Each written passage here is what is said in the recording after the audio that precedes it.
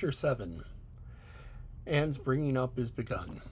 For reasons best known to herself, Marilla did not tell Anne that she was going to stay at Green Gables until the next afternoon. During the forenoon, she kept the child busy with various tasks and watched over her with a keen eye when she did them. By noon, she had concluded that Anne was smart and obedient, willing to work, and quick to learn. Her most serious shortcoming seemed to be a tendency to fall into daydreaming in the middle of a task and forget all about it until such time as she was sharply recalled to earth by a reprimand or a catastrophe. When Anne had finished washing the dinner dishes, she suddenly confronted Marilla with the air and expression of one desperately determined to learn the worst. Her thin little body trembled from head to foot, her face flushed and her eyes dilated until they were almost black. She clasped her hands tightly and said in an imploring voice, "Oh, please, Miss Cuthbert, won't you tell me if you're going to send me away or not? I've tried to be patient all morning, but I really feel I cannot bear not knowing any longer. It's a dreadful feeling. Please tell me."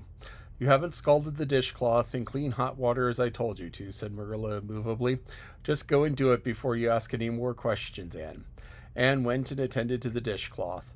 Then she returned to Marilla and fastened imploring eyes on the latter's face. "Well," said Marilla, unable to find any excuse for deferring her explanation longer, "I suppose I might as well tell you. Matthew and I have decided to keep you. That is, if you will try to be a good little girl and show yourself grateful." "Why, child, whatever is the matter?" "I'm crying," said Anne in a tone of bewilderment. "I can't think why. I'm as glad can be. Oh, glad doesn't seem the right word at all. I was glad about the White Way and the cherry blossoms, but this... Oh, this is something more than glad. I am so happy. I try to be so good. It will be uphill work, I expect, for Mrs. Thomas often told me I was desperately wicked. However, I'll do my very best. But can you tell me why I'm crying?" "I suppose it's because you're excited and worked up," said Marilla disapprovingly. "Sit down on that chair and try to calm yourself. I'm afraid you'll both cry and laugh far too easily. Yes, you can stay here and we will try to do right by you. You must go to school, but only for a fortnight till vacation, so it's not worthwhile for you to start before it opens again in September." "What am I to call you?" asked Anne. "Should I always say Miss Cuthbert? Can I call you Aunt Marilla?" "No, you can call me just plain Marilla. I'm not used to being called Miss Cuthbert and it would make me nervous."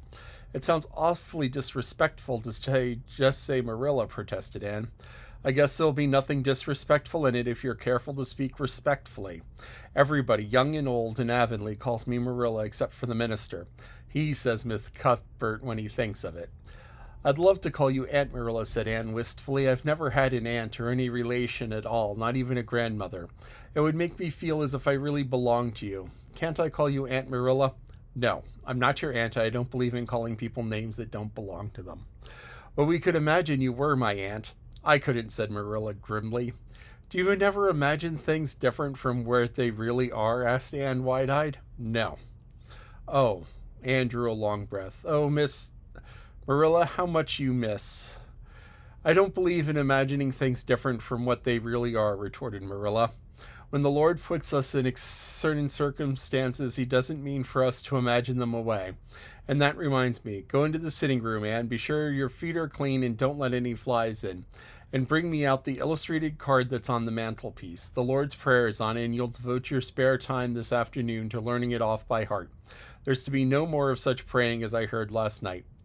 "I suppose I was very awkward," said Anne apologetically. "But then, you see, I never had any practice. You couldn't really expect a person to pray very well the first time she tried, could you?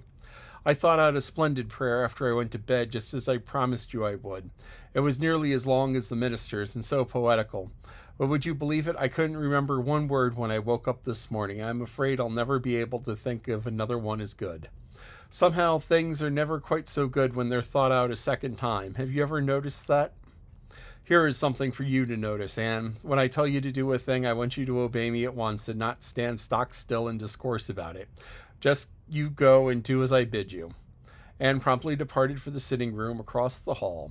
She failed to return. After waiting 10 minutes, Marilla laid down her knitting and marched after her with a grim expression. She found Anne standing motionless before a picture hanging on the wall between two windows, with her eyes astar with dreams. The white and green light strained through the apple trees and clustered vines outside fell over the rapt little figure with a half unearthly radiance. "Anne, what are you thinking of?" demanded Marilla sharply. Anne came back with a start. That, she said, pointing to the picture, a rather vivid chromo entitled Christ Blessing the Little Children. And I was just imagining that I was one of them, that I was just the little girl in the blue dress standing off by herself in the corner, as if she didn't belong to anybody, like me.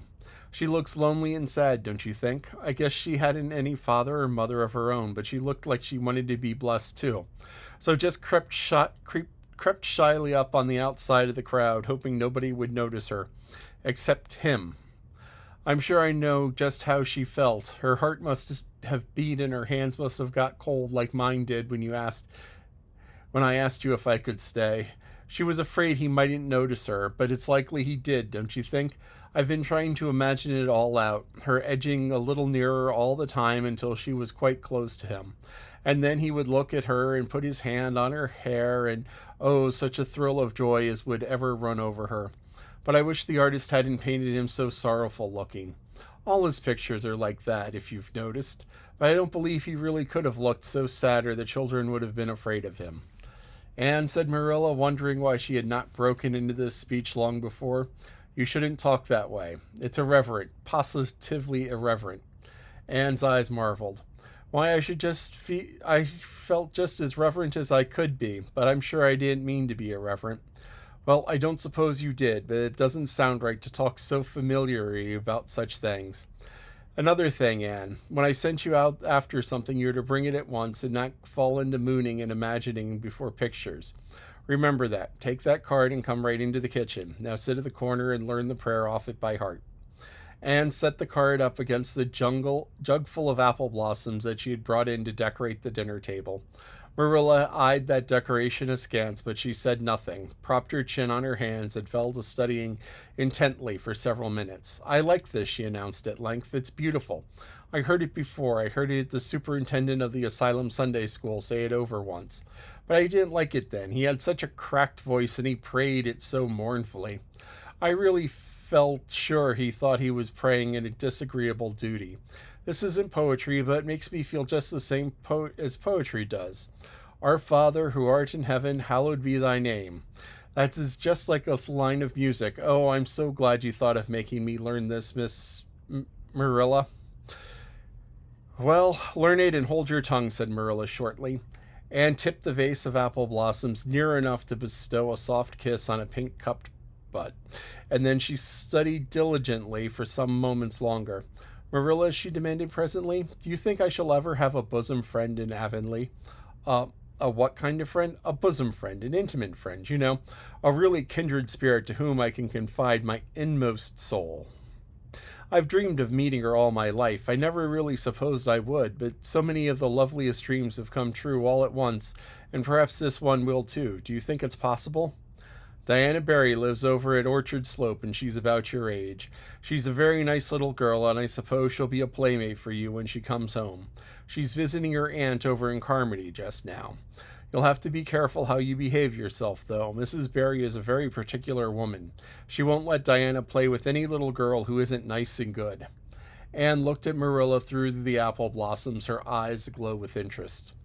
What is Diana like? Her hair isn't red, is it? Oh, I hope not. It's bad enough to have red hair myself, but I positively couldn't endure it in a bosom friend. Diana is a very pretty little girl. She has black eyes and hair and rosy cheeks. She is good and smart, which is better than being pretty. Marilla was as fond of morals as the Duchess in Wonderland, and was firmly convinced that one should be tacked on to every remark made to a child who is being brought up. But Anne waved the moral inconsequently aside and seized on the delightful possibilities before it. Oh, I'm so glad she's pretty. Next to being beautiful oneself, and that's impossible in my case, it would be best to have a beautiful bosom friend. When I lived with Mrs. Thomas, she had a bookcase in her sitting room with glass doors. There weren't any books in it. Mrs. Thomas kept her best china and her preserves in there, when she had any preserves to keep. One of the doors was broken. Mr. Thomas smashed it one night when he was slightly intoxicated, but the other one was whole, and I used to pretend that my reflection was in it and another little girl who lived in it. Her name was Katie Maurice, and we were very intimate. I used to talk to her by the hour, especially on Sunday, and tell her everything. Katie was a comfort and a consolation in my life. We used to pretend that the bookcase was enchanted and that if I only knew the spell, I could open the door and step right into the room where Katie Maurice lived instead of into Mrs. Thomas' shelves of preserves and china.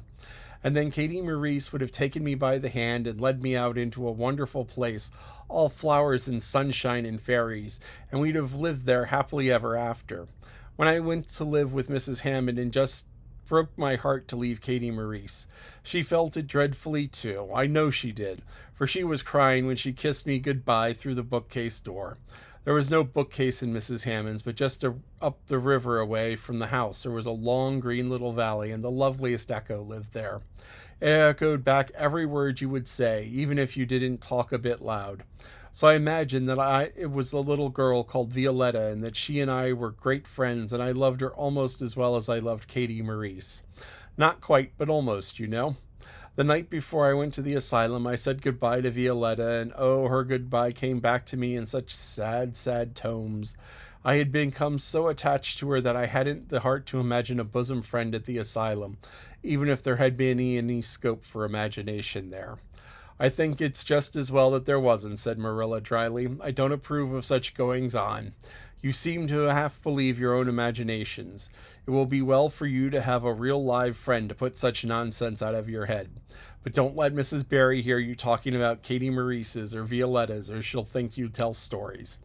Oh, I won't. I couldn't talk to them to everybody. Their memories are too sacred for that. But I thought that I'd like you to have to know about them. Oh, look, here's a big bee that just tumbled out of the apple blossoms. Just think what a lovely place to live. An apple blossom. Fancy going to sleep in it and then the wind was rocking it. If I wasn't a human girl, I think I'd like to be a bee and live among the flowers. Yesterday you wanted to be a seagull, sniffed Marilla. I think you're very fickle-minded. I told you to learn that prayer and not talk, but it seems impossible for you to stop talking if you got anybody that will listen to you. So go up to your room and learn it. Oh, I know it pretty well, nearly all now, but just the last line. Well, never mind. Do as I tell you. Go up to your room and finish learning it well and stay there until I call you down to help me get tea. Can I take the apple blossoms with me for company, pleaded Anne. No, you don't want your room cluttered up with flowers. You should have left them on the tree in the first place. I did feel a little that way too, said Anne. I kind of felt like I shouldn't shorten their lovely lives by picking them. I wouldn't want to be picked if I were an apple blossom, but the temptation was irresistible. What do you do when you meet it with an irresistible temptation? Anne, did you hear me to tell you to go to your room? Anne sighed, retreated to the east gable, and sat down in a chair by the window. There, I know the prayer. I learned that last sentence coming upstairs. Now I'm going to imagine things in this room so that they'll always stay imagined. The floor is covered with white velvet carpet with pink roses all over it, and there are pink silk curtains in the windows. The furniture is mahogany. I never saw any mahogany, but it does sound so luxurious. This is a couch all heaped with gorgeous silken cushions, pink and blue and crimson and gold, and I'm reclining gracefully on it. I can see my reflection in that splendid big mirror hanging on the wall. I'm tall and regal, clad in a gown of trailing white lace with pearl cross on my breasts and pearls in my hair. My hair is of midnight darkness and my skin is clear ivory pallor. My name is Lady Cordelia Fitzgerald. No, it isn't. I can't make that seem real. She danced up to the little looking glass and peered into it. Her pointed freckled face and solemn gray eyes peered back. You are only Anne of Green Gables, she said earnestly, and I see you, and you're looking just as you are looking now, and whenever I try to imagine I'm the Lady Cordelia, but it's a million times nicer to be Anne of Green Gables than Anne of Nowhere in particular, isn't it? She bent forward, kissed her reflection affectionately, and betook herself into the open window. Dear Snow Queen, good afternoon, and good afternoon, dear birches down in the hollow. Good afternoon, dear gray house up on the hill. I wonder if Diana is to be my bosom friend. I hope she will. I shall love her very much, but I must never quite forget Katie Maurice and Violetta. They would feel so hurt if I did, and I'd hate to hurt anybody's feelings, even a little bookcase girls or little echo girls. I must be careful to remember them and send them a kiss every day.